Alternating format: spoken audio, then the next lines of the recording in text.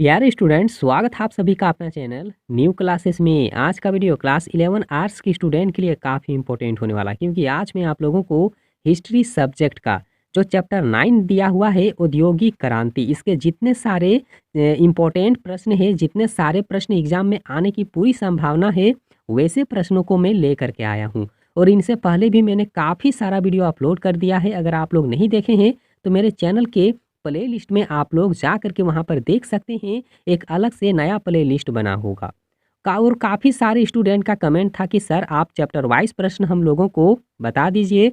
तो मैं पहले बहुत सारा वीडियो अपलोड कर चुका हूँ और अपलोड कर ही रहा हूँ, और बाद में भी काफ़ी सारा इंपॉर्टेंट वीडियो में आप लोगों के लिए लाऊंगा। तो आप लोग चैनल को सब्सक्राइब कीजिए और साथ ही बेल आइकन को ज़रूर दबाइए, क्योंकि मैं आप लोगों को एग्ज़ाम की तैयारी बिल्कुल धाकड़ तरीके से करवा रहा हूँ।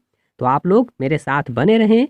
और यहाँ जो पहला दिया हुआ है ये है स्मरणीय प्रश्न, और स्मरणीय प्रश्न जो होते हैं ये भी काफ़ी इंपॉर्टेंट होते हैं, ठीक है, क्योंकि इसमें ऑप्शन आप लोगों को नहीं दिया हुआ रहता है और डायरेक्ट प्रश्न रहेगा, और डायरेक्ट खाली जगह इसमें दिया हुआ रहता है। जब एग्जाम में प्रश्न आता है ना, तो इसमें खाली जगह दिया हुआ रहता है। तो बस आप लोग स्मरणीय प्रश्न को भी याद रखते चलिए, लिखते चलिए, क्योंकि आप लोगों के लिए काफ़ी काफ़ी काफ़ी इंपॉर्टेंट है, ठीक है।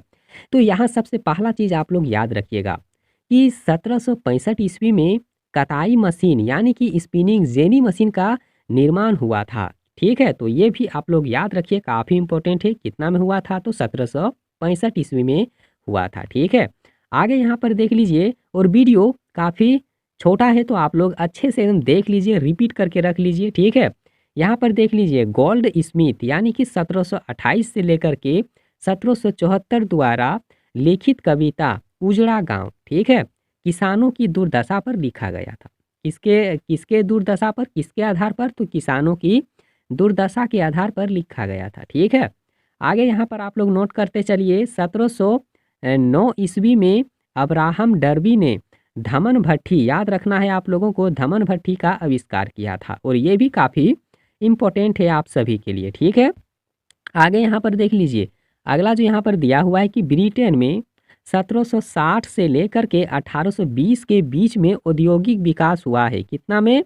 तो 1760 से लेकर के 1820 के बीच में जो औद्योगिक है, औद्योगिक मतलब जानते हैं ना, कल कारखाने, इसी को कहा जाता है। तो उसका विकास हुआ है काफ़ी जोर से, ठीक है।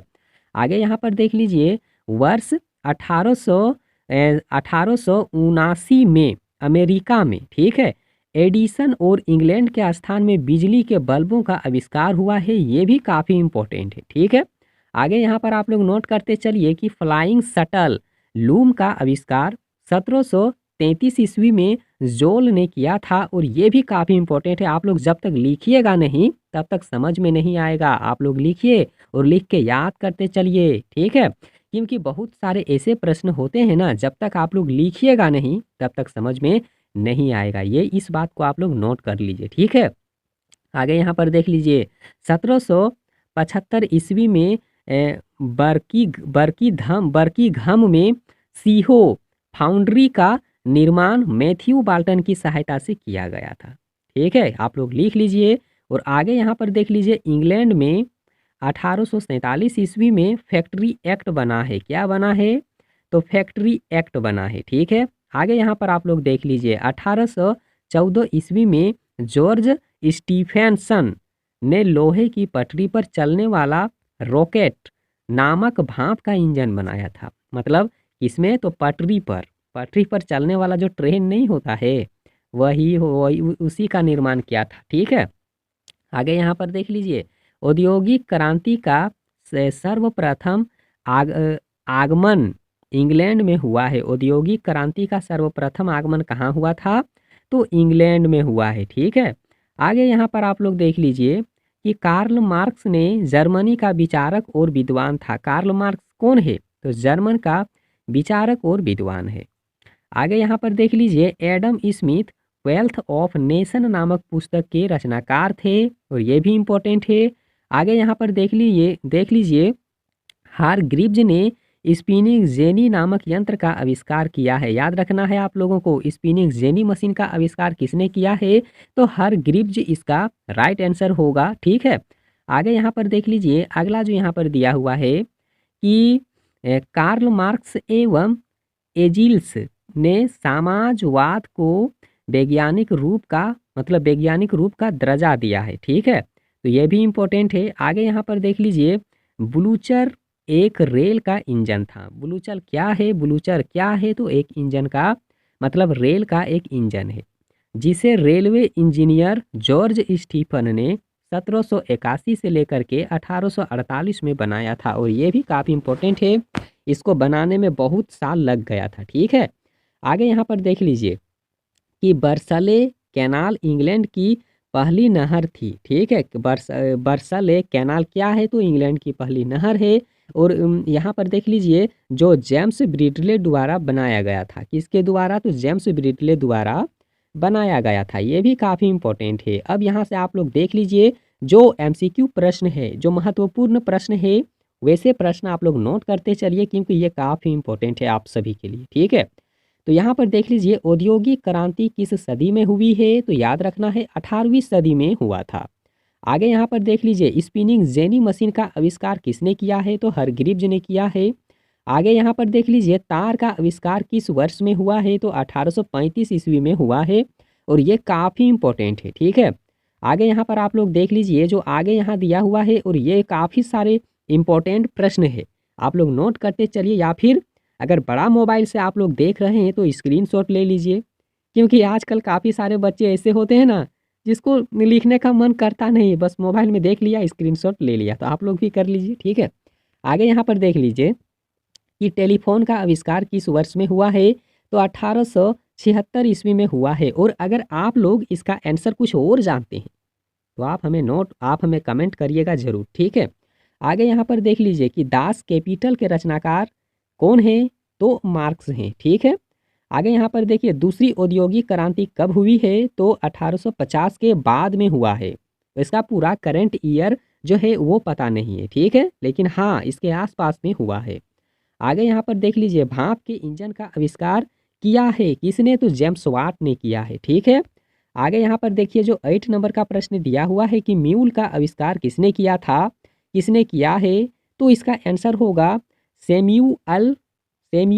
ठीक है, उसके बाद में क्राम्पटन। ठीक है, सेम्यूअल क्राम्पटन, ये काफ़ी इंपॉर्टेंट है, याद रखिएगा। अगला प्रश्न यहाँ पर आप लोग देख लीजिए, जो यहाँ पर 9 नंबर का प्रश्न है। 9 नंबर का प्रश्न है कि औद्योगिक क्रांति के परिणामों में कौन सी सही विकल्प दिया हुआ है? तो याद रखना है, औद्योगिक नगरों का विकास हुआ था। क्या हुआ था? तो औद्योगिक नगरों का विकास हुआ था।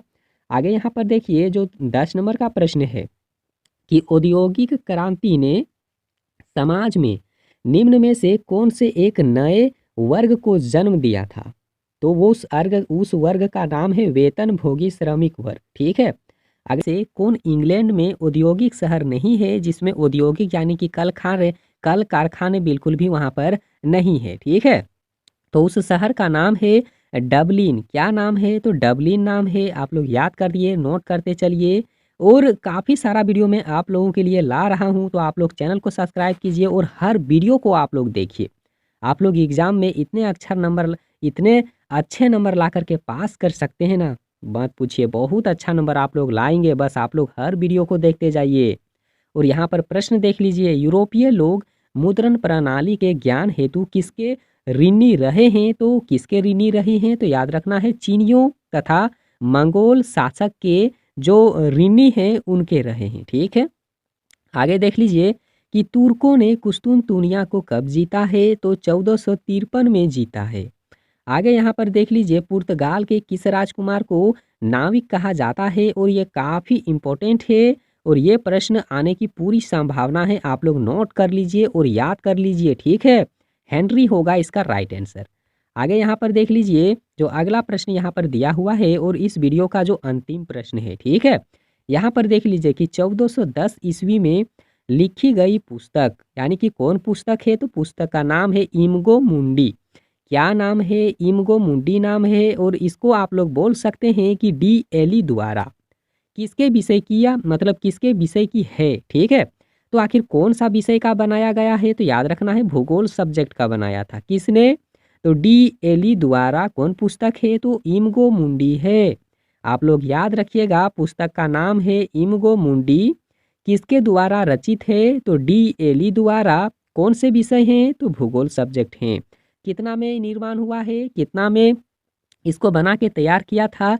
तो 1410 में। ठीक है, ये काफ़ी इंपॉर्टेंट है और ये था आप लोगों के लिए इंपॉर्टेंट प्रश्न, और मैं काफ़ी सारा आप लोगों के लिए ला रहा हूँ और बहुत सारा लाऊंगा। ठीक है, तो आप लोग चैनल को सब्सक्राइब कीजिए और साथ ही बेल आइकन को जरूर दबाइए।